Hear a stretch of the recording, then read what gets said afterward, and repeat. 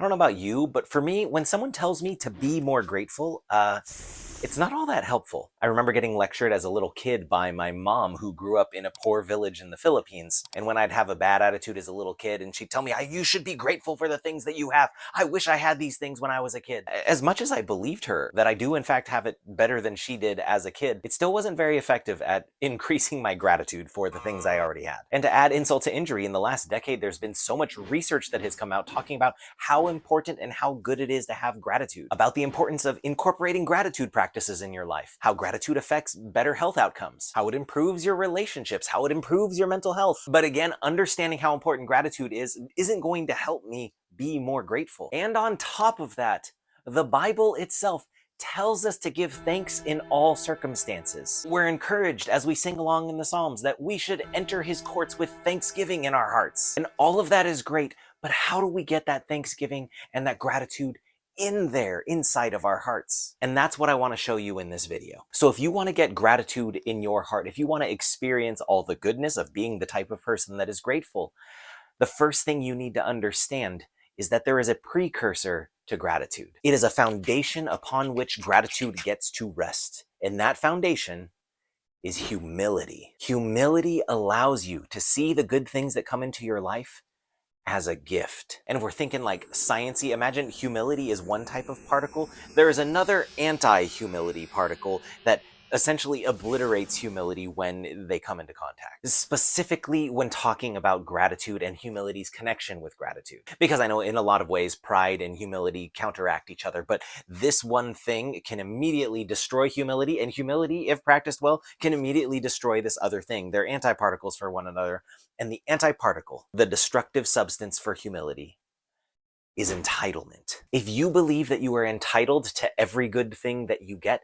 it's going to be really hard to be thankful for every good thing that comes your way. And I know entitlement sounds really harsh, and maybe you're thinking of like some spoiled rotten brat kid who's entitled and is crying for whatever they want. But I actually think that entitlement is really common among us as humans. In fact, the more you live in a safe, stable society, the easier it becomes for this idea to creep into your mind that says, hey, when it's good, this should be normal. And if it should be normal, well, then it's nothing to get all excited about. Now, in regards to like wanting to fight for human rights and take care of the poor and do all of that stuff, yes, we want goodness and stability and love to become the norm. However, the flip side of that coin is that once it is normal, we stop appreciating the good thing that we actually have. So what I'm going to do is I'm going to give you some tools that have been really helpful for me to experience gratitude. And those tools come in the form of a perspective reset, both like a big one and kind of a daily reframe, as well as two practices that are immediately rewarding and actually kind of fun. And all of these work together in order to establish a life that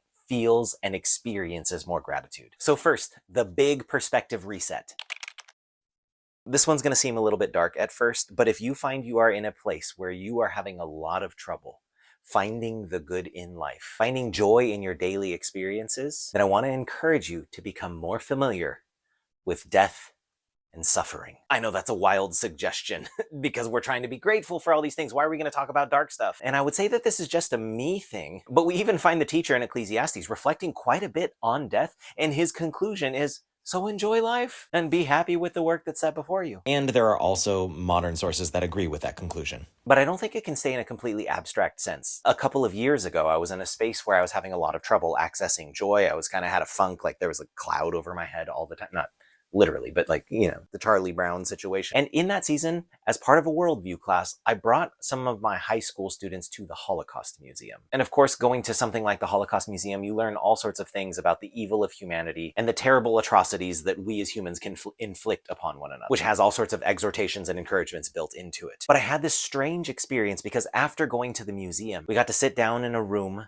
with a Holocaust survivor. And she told her story, and it was filled with all of the ugly things that we learned about as we walked through the museum. But in the question and answer section afterwards, I remembered her talking about how deeply grateful she is to have the life that she has now. That even though the world is messed up and broken and there still are things going on in the world that are not okay, that the prevailing emotion that she said she felt most days was gratitude. And I know this is an extreme example, but how many times have you heard people go on a mission trip to a place that is less fortunate than their own country, and then they come back changed and moved? And it's so common that it's Actually cliche to hear teenagers stand up on a stage and say, wow, they were happy with so little, which made me realize how I should be grateful for the things that I have. It's a cliche because there's something about being in the presence of other people who have less and are able to find happiness in that, that shows us that our happiness and our gratitude and our joy is a choice. And I actually think this is part of why in Matthew 25, Jesus says, when you do things for the poor, you're doing things for me. Not just to encourage good deeds and to take care of the less fortunate. We spend time working with those who are less fortunate. Those who don't have access to clean drinking water or food every day or a closet full of clothes. In those moments, we encounter Christ, and a type of gratitude and appreciation is unlocked for us. So I know this is a big ask, but if you are in need of a big reset because you want to be able to access that gratitude and that joy, then volunteer at the local homeless shelter. Sign up for that next mission trip or take a tour through the Holocaust Museum. Now that's the big reset, but there's also a smaller daily thing that you could do as well. And it has to do with the words that go on inside of your head. I'll give you 2 examples. I'm sure you could think of more on your own. The first is the shift from have to get to. There are a lot of things that we see as chores that are actually good things that are just waiting to be mined for gratitude. Oh my gosh, it's so late and I have to make the coffee so that it's ready in the morning. We have a coffee machine that has a timer on it so that it starts running early in the morning. But maybe instead of have to, I can be like, wow, I get to make my coffee the night before and live in a society where I can wake up and coffee's waiting for me. I get to wake up to the smell of fresh coffee. Maybe a sillier example.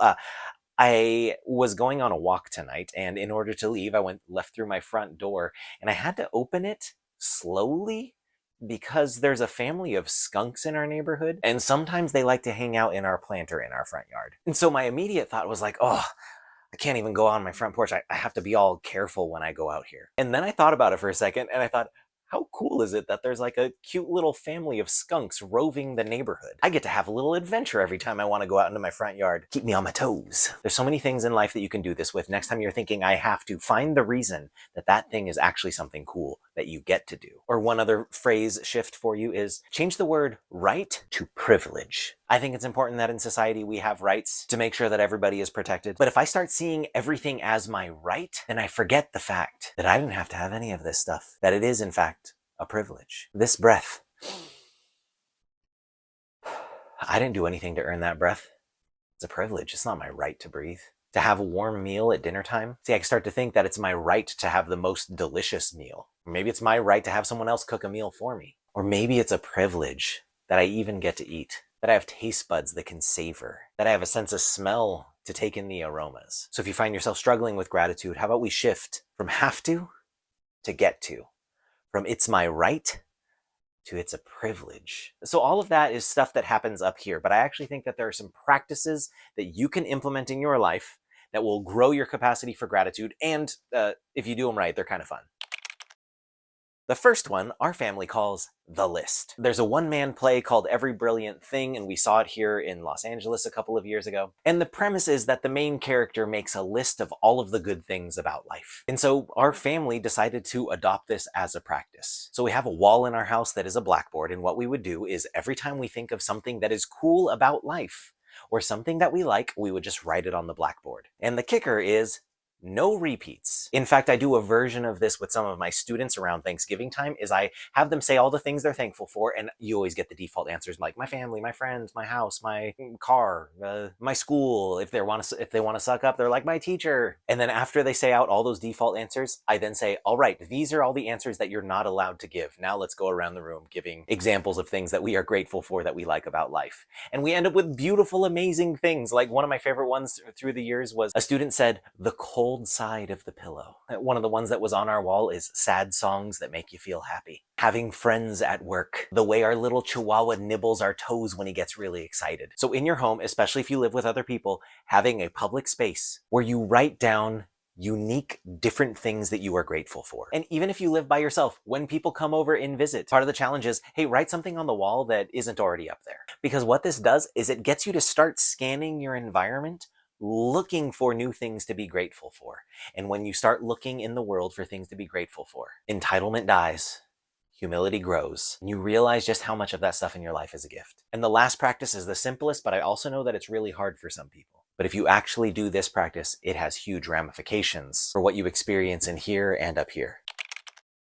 And that is to express your gratitude out loud. The next time you notice that someone does something nice for you, thank them. A meager thanks is fine, but I find that it is much more effective if I tell them why I'm thanking them. Thank you for holding the door open for me. If the person at the grocery store has been friendly to you, hey, thank you for being so kind. If someone in your family does the dishes, hey, thank you for doing the dishes. It's so nice that I didn't have to do them. I really appreciate that. Expressing your gratitude and appreciation for a person out loud does something to solidify the gratitude that is in here. Even if you are having a private moment with God, let's say you walk out on your back porch and you see the sunrise. It's one thing in your mind to be like, sunrise. It's another thing to say, God, thank you for the sunrise. Even just letting the words come out of your mouth does something transformative in us. It almost like turns the volume up on the gratitude for that experience. So I hope you find some of these things helpful.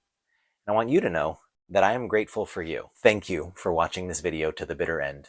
I know you have a lot of other ways you can spend your time, and I'm honored that you would spend your time listening to me. Let's go be grateful together.